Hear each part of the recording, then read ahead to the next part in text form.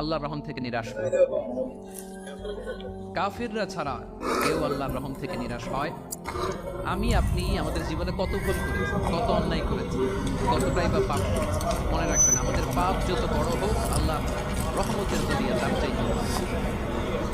ইন্না মা'আল উসরি ইউসরা, ফাইন্না মা'আল উসরি ইউসরা, and verily with every hardship there is an ease.